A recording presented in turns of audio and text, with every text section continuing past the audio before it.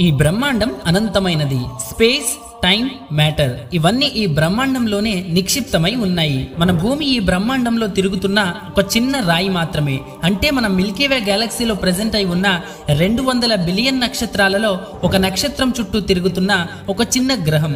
అటువంటి మన భూగ్రహం 94 బిలియన్ కాంతి సంవత్సరాల దూరం వరకు విస్తరించి ఉన్న ఈ విశాలమైన భారీ ప్రపంచం ముందు ఒక బిందువుతో సమానం. ఇదే మన ఇల్లు, మన భూమి మరియు విలాసాలతో కూడిన సౌకర్యవంతమైన గ్రహం. ఒకసారి ఈ పరుగులు తీస్తున్న మీ జీవితాన్ని పక్కకు పెట్టి ఆకాశంలోకి చూడండి. ఏం కనిపిస్తున్నాయి? చాలా విశాలంగా కనిపించే ఈ ఆకాశంలో మెరుస్తున్న నక్షత్రాలు చూడ్డానికి చాలా అందంగా కనిపిస్తున్నాయి కదా. ఇప్పుడు మీకు రాత్రి వేళలో కనిపిస్తున్న ఈ నక్షత్రాలన్నీ మిల్కీవే గ్యాలక్సీలో ఒక చిన్న ప్యాచ్ లో ప్రెజెంట్ అయి ఉన్నాయి. మన మిల్కీవే గ్యాలక్సీలో మనం ఇక్కడ ఉంటాం మరియు రాత్రి సమయంలో మనకు ఈ చిన్న ఏరియాలో ఉన్న నక్షత్రాలు కనిపిస్తాయి. ఇప్పుడు మీకు అర్థమయ్యే ఉంటుంది మన మిల్కీవే గ్యాలక్సీ ఎంత పెద్దగా ఉంటుందో. కాబట్టి రండి, ఇప్పుడు మనం మన భూమిపై నుంచి మన ప్రయాణాన్ని మొదలుపెట్టి ఈ బ్రహ్మాండం యొక్క అంచు వరకు మన ప్రయాణాన్ని సాగిద్దాం. ఈ ప్రయాణం చాలా ఉత్కంఠభరితంగా మరియు ప్రమాదాలతో నిండి ఉంటుంది. అందువలన మీరు మీ సీట్ బెల్ట్ను కట్టుకోండి. ఇక ఆలస్యం చేయకుండా మన ప్రయాణాన్ని స్టార్ట్ చేసేద్దాం.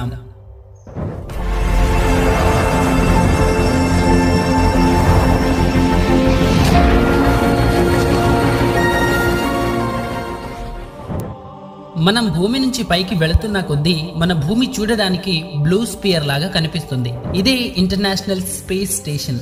మనుషుల ద్వారా తయారు చేయబడిన స్పేస్ లో ఉన్న అతిపెద్ద వస్తువు. ఇది ప్రతి గంటకు 28,000 కిలోమీటర్ల వేగంతో భూమి చుట్టూ చక్కర్లు కొడుతుంది. ఇది భూమి నుంచి సుమారు 408 కిలోమీటర్ల ఎత్తులో ఉంటుంది. ఇది 24 గంటల్లో దాదాపు భూమి చుట్టూ 16 సార్లు తిరుగుతుంది. మనం ఈ ఇంటర్నేషనల్ స్పేస్ స్టేషన్ నుంచి ఇంకా పైకి వెళితే మనుషుల ద్వారా తయారు చేయబడిన మరికొన్ని వస్తువులు కనిపిస్తాయి. అవే శాటిలైట్స్. మనం స్పేస్ లోకి పంపించిన ఈ శాటిలైట్స్ వేల సంఖ్యలో మన భూమి చుట్టూ తిరుగుతూ ఉంటాయి.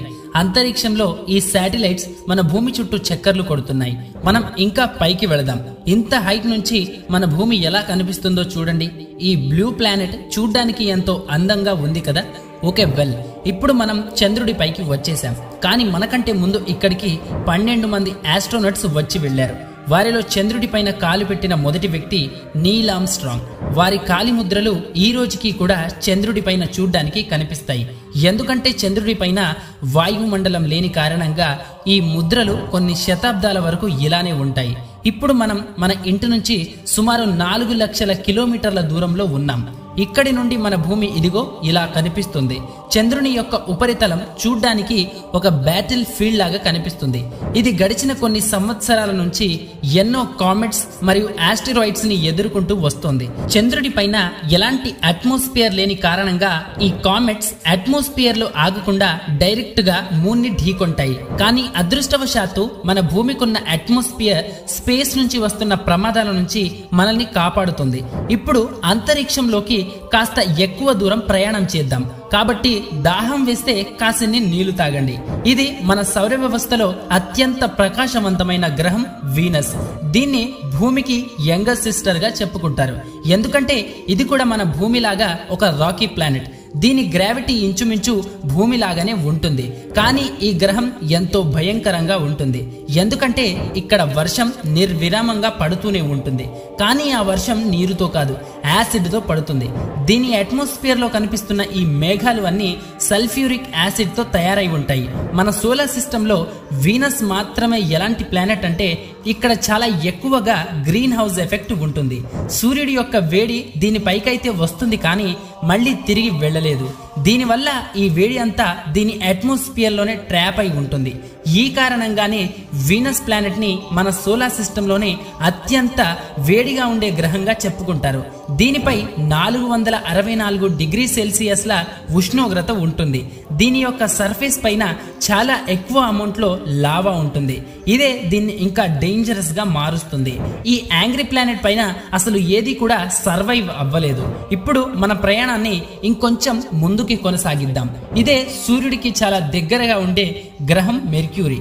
ఈ ప్లానెట్ మరియు మన మూన్ చూడ్డానికి ఒకేలా ఉంటాయి. దీనిపైన చాలా పెద్ద పెద్ద లోయలు ప్రెజెంట్ అయి ఉన్నాయి. దీని డే అండ్ నైట్ టెంపరేచర్ లో చాలా ఎక్కువ డిఫరెన్స్ ఉంటుంది. రాత్రి సమయంలో దీని టెంపరేచర్ -173 డిగ్రీ సెల్సియస్ వరకు పడిపోతుంది. డే టైంలో దీని టెంపరేచర్ 430 డిగ్రీ సెల్సియస్ ని కూడా క్రాస్ చేస్తుంది. మన ప్రయాణాన్ని ఇంకొంచెం ముందుకి కొనసాగిద్దాం.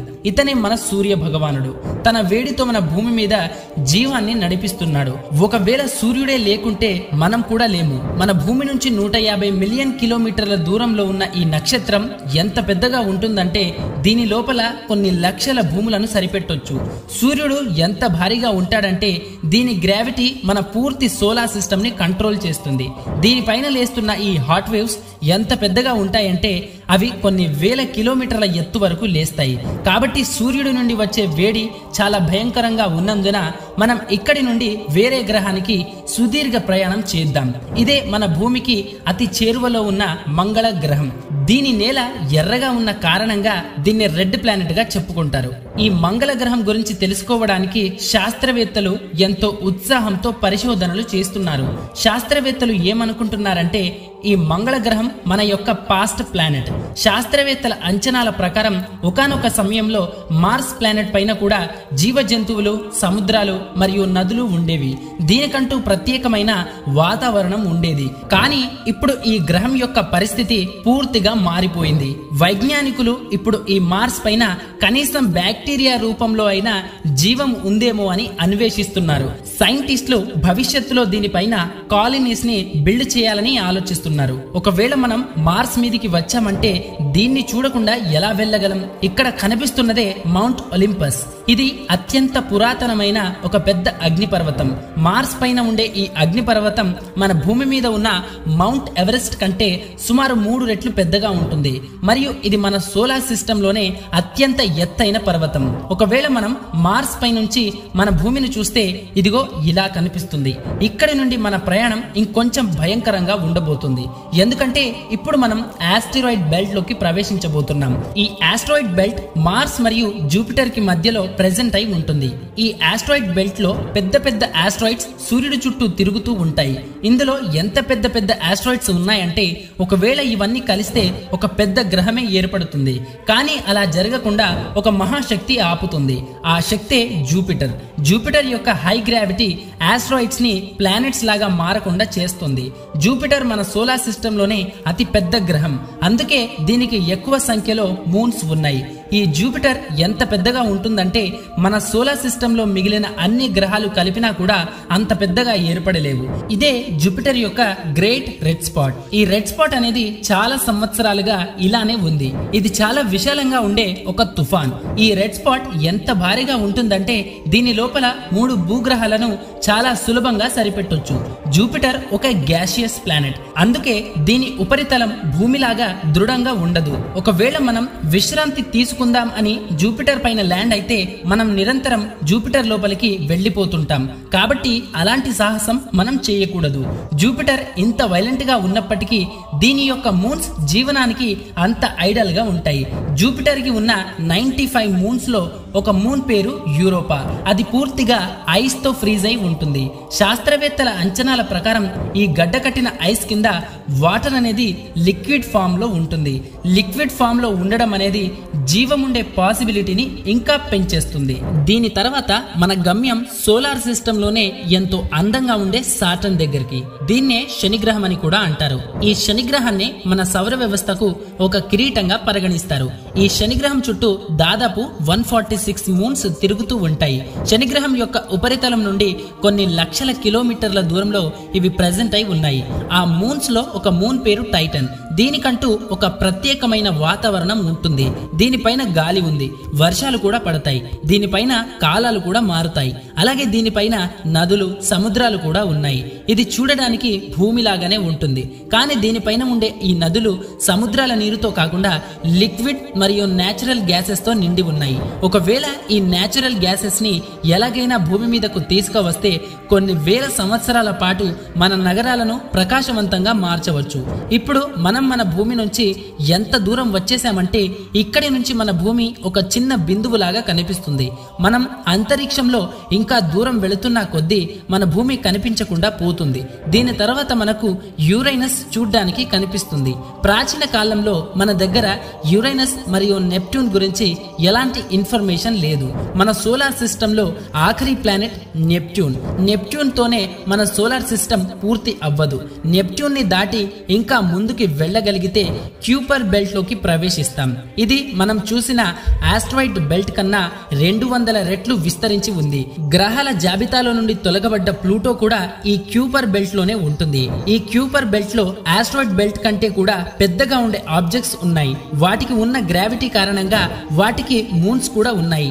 మనం ఈ క్యూపర్ బెల్ట్ ని దాటి కూడా ముందుకు వెళదాం. మన భూమి నుంచి సుమారు 13 బిలియన్ కిలోమీటర్ల దూరంలో సెడ్నా 90377 అని పిలువబడే ప్లానెట్ ఇదే. ఇది ఎలాంటి ప్లానెట్ అంటే ఇది ఇంత దూరంలో ఉన్నప్పటికీ ఇది సూర్యుడి చుట్టూ తిరుగుతుంది. వైజ్ఞానికులు దీన్ని 2003లో కనుగొన్నారు. ఇది సూర్యుడి చుట్టూ ఒక రౌండ్ వేయడానికి దాదాపు 10,000 సంవత్సరాల సమయం పడుతుంది. ఇప్పుడు మనం మన సోలార్ సిస్టమ్ ని దాటి బయటికి వెళదాం. ఇప్పటి వరకు మనం చూసిన ఆబ్జెక్ట్స్ అన్నిటినీ ఆల్రెడీ మన పుస్తకాలలో చూసి ఉంటాం. కానీ ఇక్కడి నుండి చూసే స్పేస్ ఆబ్జెక్ట్స్ మిమ్మల్ని ఆశ్చర్యానికే గురి చేస్తుంది. కాబట్టి ఇక్కడి నుండి ప్రయాణం అత్యంత ఆసక్తికరంగా ఉండబోతుంది. ఇప్పుడు మనం ఇంటర్స్టెల్లార్ కాన్స్టెలేషన్ లోకి ప్రవేశించబోతున్నాం. ఒకసారి ఇటు చూడండి. మన మనుషులు తయారు చేసిన ఒక పరికరం ఇక్కడ ట్రావెల్ చేస్తుంది. ఇది మరేమిటో కాదు, వోయేగర్ 1 స్పేస్ క్రాఫ్ట్. ఇది ఎలాంటి స్పేస్ క్రాఫ్ట్ అంటే మానవులు తయారు చేసిన అత్యంత దూరంలో ట్రావెల్ చేస్తున్న ఒక మ్యాన్ మేడ్ ఆబ్జెక్ట్. ఇది భూమి నుంచి ఇప్పటి వరకు 24 బిలియన్ కిలోమీటర్ల దూరం వరకు వెళ్ళగలిగింది. ఇది గన్ నుంచి రిలీజ్ అయిన బుల్లెట్ కంటే కూడా 20 టైమ్స్ స్పీడ్ గా ట్రావెల్ చేస్తుంది. ఇప్పుడు మనం మన ప్రయాణాన్ని ఇంకొంచెం ముందుకి కొనసాగిద్దాం. మనం మన సోలార్ సిస్టమ్ నుంచి ఎంత దూరం వచ్చేసామంటే ఇక్కడి నుంచి మన సూర్యుడు ఒక మామూలు నక్షత్రం లాగా కనిపిస్తాడు. కానీ ఇంత దూరం నుంచి కూడా మన సూర్యుడి గ్రావిటీని అనుభూతి చెందగలం. ఎందుకంటే బిలియన్ సంఖ్యలో ఇక్కడ కామెట్స్ చూడ్డానికి కనిపిస్తాయి. ఇవి అన్నీ కూడా సూర్యుడి యొక్క గ్రావిటీతో బంధించబడి ఉంటాయి. ఈ కామెట్స్ లో నీరు ఎంత ఎక్కువగా ఉంటుందంటే ఒకవేళ ఇవన్నీ కలిస్తే భూమి మీద ఉన్న లోతైన సముద్రాలను కూడా నింపేంత నీరుని కలిగి ఉంటాయి. సైంటిస్టులు ఏం నమ్ముతున్నారంటే ఈ రోజు మన భూగ్రహంపై ఉన్న నీరంతా ఈ కామెట్స్ ద్వారానే వచ్చిందని. అంతేకాకుండా పాన్సర్మియా థియరీ ప్రకారం ఈ భూమిపై జీవం కామెట్స్ ద్వారానే వచ్చిందని శాస్త్రవేత్తలు నమ్ముతున్నారు. మన సోలార్ సిస్టమ్ చుట్టూ ఓట్ క్లౌడ్ ఉంటుంది. ఈ ఓట్ క్లౌడ్ లో ఐస్ కామెట్స్ మరియు ఆస్టెరాయిడ్స్ ఉంటాయి. కాబట్టి ఈ ఐస్ కామెట్స్ లో లైఫ్ బ్యాక్టీరియా ఫామ్ లో ఉండవచ్చు. ఈ ఓట్ క్లౌడ్ అనేది మన సోలార్ సిస్టమ్ గ్రావిటీ యొక్క ఆఖరి అంచులో ఉంటుంది. దీని తర్వాత సూర్యుడి గ్రావిటీ తగ్గిపోతుంది. ఇక్కడి నుండి ప్రయాణం ఒక అన్నోన్ మరియు మిస్టీరియస్ స్పేస్ లో ఉండబోతుంది. ఇక్కడ పూర్తిగా చీకటే ఉంటుంది. ఎంత చీకటంటే మన కళ్ళు తెరిచి చూసినా కూడా మనకు ఏమీ కనిపించదు. ఈ ప్రదేశంలో మనకు ఇన్ఫ్రారెడ్ విజన్ అవసరం పడుతుంది. మనం భూమి నుంచి చాలా చాలా చాలా దూరం వరకు వచ్చేసాం. కానీ ఈ అనంత కోటి బ్రహ్మాండం ముందు ఇది ఇంకా మొదటి స్టెప్ మాత్రమే. ఇక్కడి నుండి మనకు కోటాను కోట్ల నక్షత్రాలు చూడ్డానికి కనిపిస్తాయి. ఇప్పుడు మనం మనకు చేరువలో ఉన్న నక్షత్ర మండలం వైపుకి కదులుతున్నాం. ఇదే మన నైబర్ స్టార్ సిస్టమ్. ఇది మన భూమి నుంచి ఎంత దూరంలో ఉందంటే మన సూర్యుడి యొక్క లైట్ ఇక్కడికి చేరుకోవడానికి దాదాపు 4.5 సంవత్సరాల సమయం పడుతుంది. ఈ నక్షత్ర మండలం పేరే ఆల్ఫా సెంచురీ. ఈ నక్షత్ర మండలంలో 3 నక్షత్రాల సమూహం ఉంది. ఇందులో ఆల్ఫా సెంచురీ ఏ మరియు ఆల్ఫా సెంచురీ బి నక్షత్రాలు బైనరీ సిస్టమ్ కింద ఒకదానికి ఒకటి కనెక్ట్ చేయబడి ఉన్నాయి. ఈ ఆల్ఫా సెంచురీలో ప్రాక్సిమా సెంచురీ అనే స్టార్ ప్రెజెంట్ అయి ఉంది. ఇది కూడా భూమి లాగానే హ్యాబిటబుల్ జోన్ లో ఉంది. ఇక్కడి నుండి మన ప్రయాణాన్ని ఇంకొంచెం ముందుకి కొనసాగిద్దాం. ఇప్పుడు మనం మన భూమి నుంచి 10 లైట్ ఇయర్స్ దూరం వరకు వచ్చేసాం. ఇప్పుడు మన ముందు ఒక బేబీ స్టార్ ఉంది. ఇది దీని జీవితాన్ని ఇప్పుడే మొదలుపెట్టింది. ఈ నక్షత్ర మండలంలో ఇలాంటివే ఇంకా ఎన్నో నక్షత్రాలు జన్మించే అవకాశం ఉంది. కాబట్టి మనం మన ప్రయాణాన్ని ఇంకొంచెం ముందుకి కొనసాగిద్దాం. ఇప్పుడు మనం మన భూమి నుంచి 20 లైట్ ఇయర్స్ దూరం వరకు వచ్చేసాం. ఇప్పుడు మనం ఎలాంటి సోలార్ సిస్టమ్ నుంచి వెళుతున్నామంటే దీని ఫార్మేషన్ కూడా మన సోలార్ సిస్టమ్ తో పాటే జరిగింది. ఈ సోలార్ సిస్టమ్ పేరు గ్లీస్ 581c. దీని చుట్టూ ఎలాంటి గ్రహం ఆర్బిట్ చేస్తుందంటే అది అచ్చం మన భూమి లాగానే ఉంటుంది. అందుకే ఈ గ్రహం పైన మనకంటే అడ్వాన్స్ సివిలైజేషన్ కలిగి ఉన్న ఏలియన్స్ ఉండే అవకాశం ఉంది. అలాగే మన మిల్కీవే గ్యాలక్సీలో కోటాను కోట్ల నక్షత్రాలు ఉన్నాయి. వాటి దగ్గరికి వెళ్ళడం కాదు కదా, వాటిని లెక్క పెట్టడానికి కూడా మనకు జీవిత కాలం సరిపోదు. ఇప్పుడు మన ప్రయాణాన్ని కొనసాగిస్తూ మిల్కీవే గ్యాలక్సీ నుంచి బయటకు వెళదాం. ఇది మన మిల్కీవే గ్యాలక్సీ. ఇది కొన్ని బిలియన్ నక్షత్రాలకు ఒక నివాస గృహం. మన మిల్కీవే గ్యాలక్సీ ఎంత పెద్దగా ఉంటుందంటే, ఒకవేళ దీని యొక్క అంచు నుంచి లైట్ ట్రావెల్ చేస్తే వేరే అంచుకి ఆ లైట్ చేరుకోవడానికి దాదాపు 1,60,000 కాంతి సంవత్సరాల సమయం పడుతుంది. కానీ ఈ యూనివర్స్ లో ప్రెజెంట్ అయి ఉన్న గ్యాలక్సీల ముందు మన మిల్కీవే గ్యాలక్సీ ఏమి కూడా కాదు. ఎందుకంటే ఈ బ్రహ్మాండంలో మన మిల్కీవే గ్యాలక్సీ కంటే ఎన్నో రెట్ల పెద్ద పెద్ద గ్యాలక్సీస్ ఉన్నాయి. కాబట్టి మన సోలార్ సిస్టమ్ మరియు మన గ్యాలక్సీని విడిచిపెట్టి ఇంటర్ గ్యాలక్టిక్ స్పేస్ లోకి ఎంటర్ కాబోతున్నాం. ఇంటర్ గ్యాలక్టిక్ స్పేస్ లోకి ప్రవేశించగానే మన నుండి కొంత దూరంలో లక్షల కోట్ల గ్యాలక్సీలు చూడడానికి కనిపిస్తాయి. ఇక్కడ ఆశ్చర్యకరమైన విషయం ఏమిటంటే, ఈ గ్యాలక్సీస్ అన్ని ఒకే చోట చూడ్డానికి కనిపిస్తాయి. ఇందులో మన మిల్కీవే గ్యాలక్సీతో పాటు ఎన్నో బిలియన్ నైబర్ గ్యాలక్సీస్ ఉన్నాయి. అన్ని గ్యాలక్సీల ఈ సమూహాన్ని ఒక లోకల్ గ్రూప్ అని అంటారు. ఈ local group 10 million light years దూరంలో విస్తరించి ఉంది. మనం ఇంకా ముందుకి వెళుతున్న కొద్దీ మనకు ఇలాంటి గ్యాలక్సీల సమూహాలు కనిపిస్తూ ఉంటాయి. వీటిలో కూడా మన లోకల్ గ్రూప్స్ లాగానే గ్యాలక్సీల సమూహాలు చూడ్డానికి కనిపిస్తాయి. గ్యాలక్సీ యొక్క అన్ని లోకల్ గ్రూప్స్ కలిపి ఒక సూపర్ క్లస్టర్ ని ఫామ్ చేస్తాయి. ఇప్పుడు మన ముందు కనిపిస్తున్నది విర్గో సూపర్ క్లస్టర్. ఈ విర్గో సూపర్ క్లస్టర్ లోనే మన గ్యాలక్సీ యొక్క లోకల్ గ్రూప్ కూడా ఉంది. మన గ్యాలక్సీ యొక్క లోకల్ గ్రూప్ ఈ చిన్న ప్యాచ్ లోనే ప్రెజెంట్ అయి ఉంటుంది. ఇప్పుడు మనం మన భూమి నుండి ఎంత దూరం వచ్చేసామంటే, మన సూర్యుడిని మరియు మన గ్యాలక్సీని కూడా విడిచిపెట్టి అన్ని గ్యాలక్సీల సమూహంతో ఏర్పడ్డ మన లోకల్ గ్రూప్ కూడా ఈ చిన్న ప్యాచ్ రూపంలో కనిపిస్తుంది. నిజంగా ఎంత విశాలంగా ఉందో కదా ఈ విర్గో సూపర్ క్లస్టర్. ఇంతే కాదు, ఈ విర్గో సూపర్ క్లస్టర్ లో 100 కంటే ఎక్కువ లోకల్ గ్రూప్స్ ఉన్నాయి. మరియు ఈ లోకల్ గ్రూప్స్ అన్ని 110 మిలియన్ లైట్ ఇయర్స్ దూరం వరకు వ్యాపించి ఉన్నాయి. ఇప్పుడు మన ప్రయాణాన్ని కొంచెం ముందుకి కొనసాగిద్దాం. అరే ఏమిటిది, మనం ముందుకు వెళుతున్న కొద్దీ విర్గో సూపర్ క్లస్టర్ లాంటి లెక్క పెట్టలేనన్ని క్లస్టర్స్ చూడ్డానికి కనిపిస్తున్నాయి. అటువంటి ఈ క్లస్టర్స్ కి లానియాకియా సూపర్ క్లస్టర్ అని పేరు పెట్టారు. ఇన్ని క్లస్టర్స్ లో మన విర్గో సూపర్ క్లస్టర్ ఇదిగో ఇక్కడ ఉంది. ఈ Laniakea super cluster 520 million light years దూరంలో విస్తరించి ఉంది. ఇప్పుడు మళ్ళీ మన ప్రయాణాన్ని ఇంకొంచెం ముందుకి కొనసాగిద్దాం. ఇలా మనం ముందుకి వెళుతున్న కొద్దీ లానియాకియా సూపర్ క్లస్టర్ కూడా చిన్నగా అయిపోతుంది. ఇక్కడి నుండి చూస్తే లానియాకియా సూపర్ క్లస్టర్ కూడా చిన్న బిందువులాగా కనిపిస్తుంది.